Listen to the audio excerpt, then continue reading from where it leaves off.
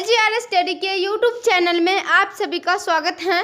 दोस्तों, आज के इस वीडियो में हम भूगोल के अति महत्वपूर्ण ऑब्जेक्टिव क्वेश्चन को देखने वाले हैं, जिसको आपके बोर्ड एग्जाम में पूछे जाने की 100% संभावना है। तो आप लोग इस वीडियो को अंत तक जरूर देखिएगा। तो चलिए शुरू करते हैं आज का पहला प्रश्न। आज का पहला प्रश्न SFDA किस संदर्भ में वर्णित है?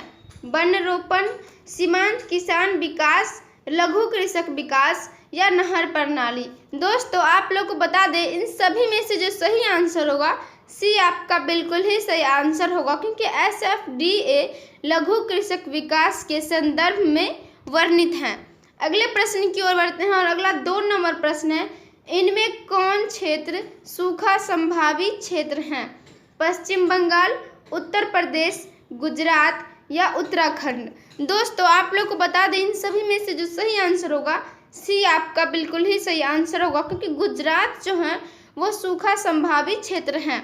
अगले प्रश्न की ओर बढ़ते हैं और अगला 3 नंबर प्रश्न है, निम्नलिखित में कौन फसल शुष्क कृषि से संबंधित नहीं है? मूंगफली, गन्ना, ज्वार या रागी। दोस्तों, आप लोग को बता दें, इन सभी में से जो सही आंसर होगा बी आपका बिल्कुल ही सही आंसर होगा, क्योंकि गन्ना जो है वो एक शुष्क कृषि से संबंधित नहीं है। और दोस्तों, आप लोग को बता दें कि शुष्क कृषि में जल की कम मात्रा में भी कृषि की जा सकती है। जैसे शुष्क कृषि में ज्वार, रागी, मूंगफली इत्यादि की फसलें की जाती हैं, और गन्ने की फसल शुष्क कृषि में नहीं की जाती, क्योंकि गन्ना एक उष्णकटिबंधीय फसल है। गन्ने की फसल को अधिक मात्रा में पानी की आवश्यकता होती है, इसलिए गन्ना की फसल शुष्क कृषि से संबंधित नहीं है। अगले प्रश्न की ओर बढ़ते हैं और अगला 4 नंबर प्रश्न है, हरित क्रांति संबंधित है खाद्यान्न उत्पादन से, दूध उत्पादन से, दाल के उत्पादन से या इनमें से कोई नहीं? इन सभी में से जो सही आंसर होगा ए आपका बिल्कुल ही सही आंसर होगा, क्योंकि हरित क्रांति खाद्यान्न उत्पादन से संबंधित हैं। अगले प्रश्न की ओर बढ़ते हैं और अगला 5 नंबर प्रश्न है, निम्नलिखित में से कौन पेय फसल है? चाय, कॉफी या दोनों, ए एवं बी या इनमें से कोई नहीं? इन सभी में से जो सही आंसर होगा सी आपका बिल्कुल ही सही आंसर होगा, यानी चाय और कॉफी दोनों ही पेय फसल हैं। अगले प्रश्न की ओर बढ़ते हैं और अगला 6 नंबर प्रश्न है, हॉर्टिकल्चर संबंधित हैं फूल से, दाल से, अन्न से या फल एवं सब्जी से?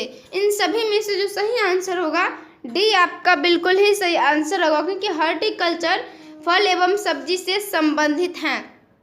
अगले प्रश्न की ओर बढ़ते हैं और अगला 7 नंबर प्रश्न है, निम्नलिखित में कौन भारतीय कृषि की समस्या है?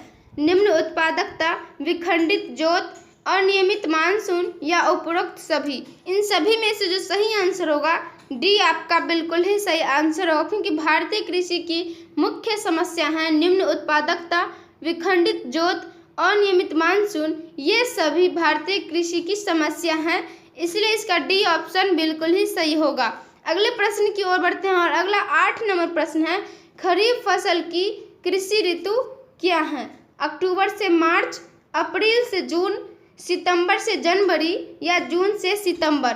इन सभी में से जो सही आंसर होगा डी आपका बिल्कुल ही सही आंसर होगा, क्योंकि खरीफ की फसल ऋतु जून से सितंबर में मानसून के साथ बोई जाती हैं, जिसमें उष्णकटिबंधीय फसलें सम्मिलित हैं, जैसे चावल, कपास, जूट, बाजरा आदि खरीफ फसल हैं। अगले प्रश्न की ओर बढ़ते हैं और अगला 9 नंबर प्रश्न है, रबी की फसल पैदा होती है शीत ऋतु में, वर्षा ऋतु में, ग्रीष्म ऋतु में या सभी ऋतु में? इन सभी में से जो सही आंसर होगा ए आपका बिल्कुल ही सही आंसर होगा, क्योंकि रबी की फसल शीत ऋतु में पैदा होती है।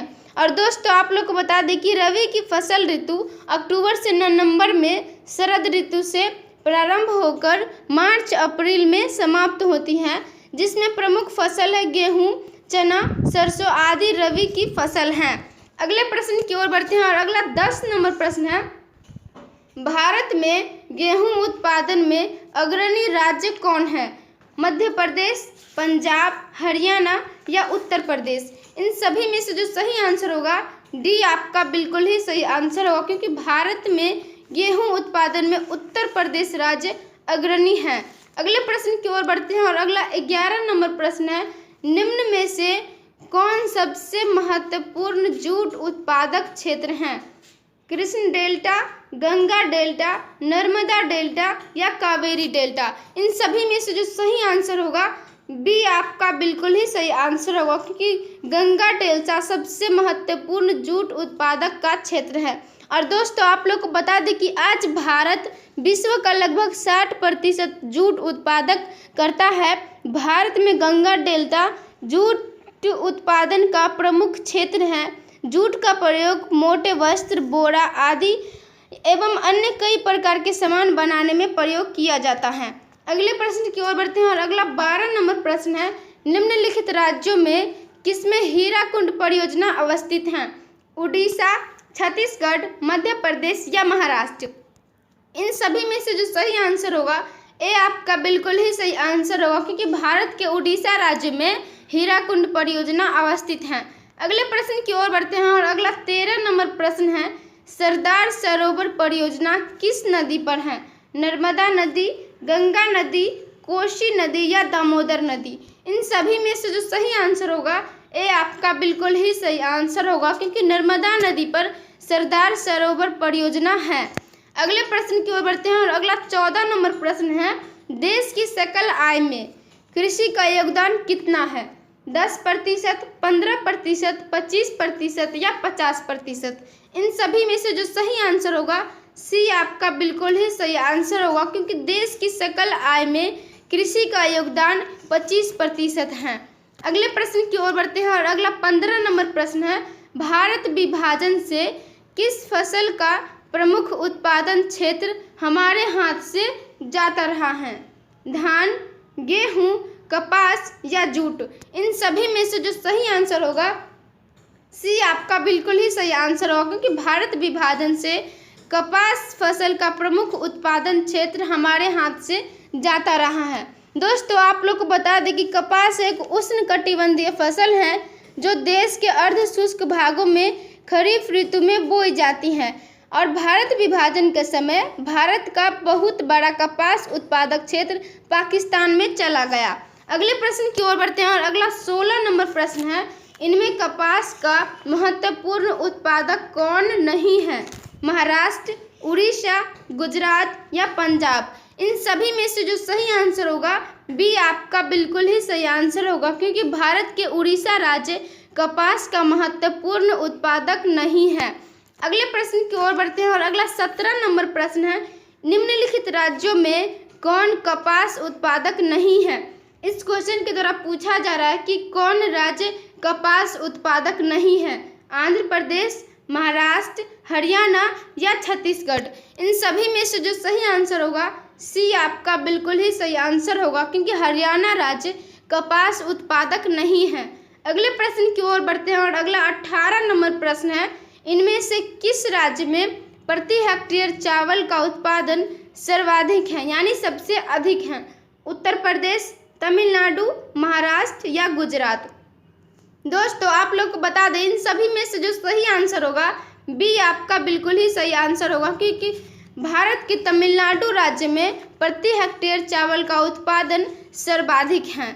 अगले प्रश्न की ओर बढ़ते हैं और अगला 19 नंबर प्रश्न है, इनमें से कौन उत्तर भारत में रबी की फसल है?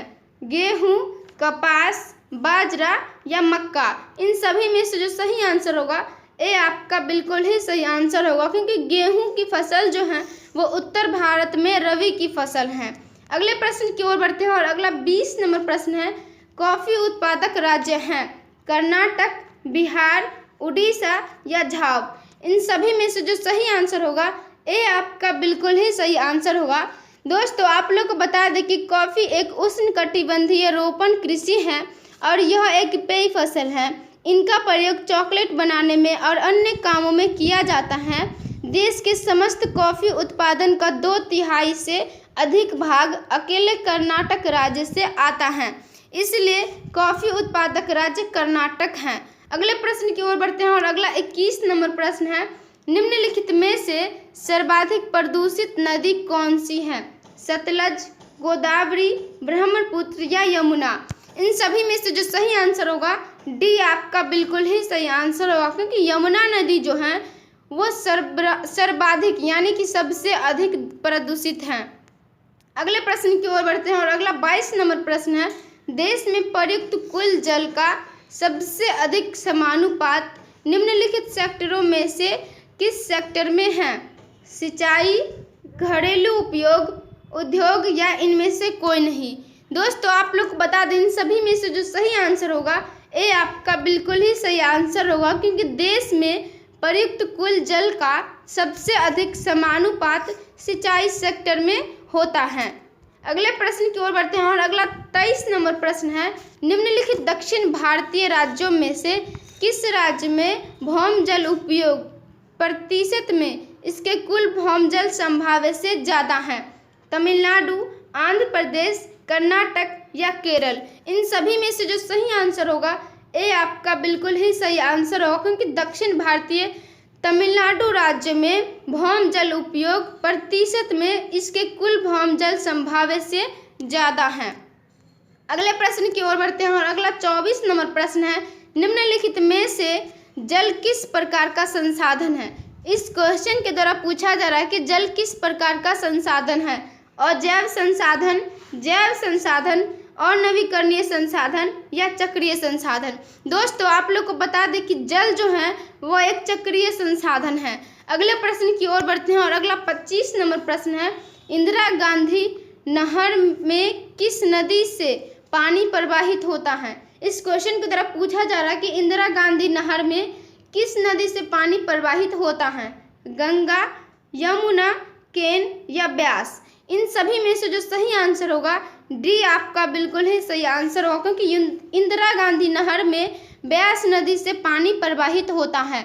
और दोस्तों आप लोग को बता दें कि इंदिरा गांधी नहर थार मरुस्थल के लिए बनाई गई नहर है, वह संसार के बहुत बड़े नहर तंत्रों में से एक है। तो दोस्तों आज के लिए इतना ही रखते हैं। आज का वीडियो कैसा लगा कमेंट के माध्यम से ज़रूर बताइए, और जितने भी लोग LGR स्टडी ऐप डाउनलोड नहीं किए हैं तो ज़रूर डाउनलोड कर लीजिए, क्योंकि इस ऐप में आपको सभी विषय का VBI objective question, subjective question, quick revision note, model paper, class note या ऑनलाइन टेस्ट की भी सुविधा है। तो मिलेंगे अगले वीडियो में, तब तक अपना ख्याल रखिए और LGR स्टडी देखते रहिए।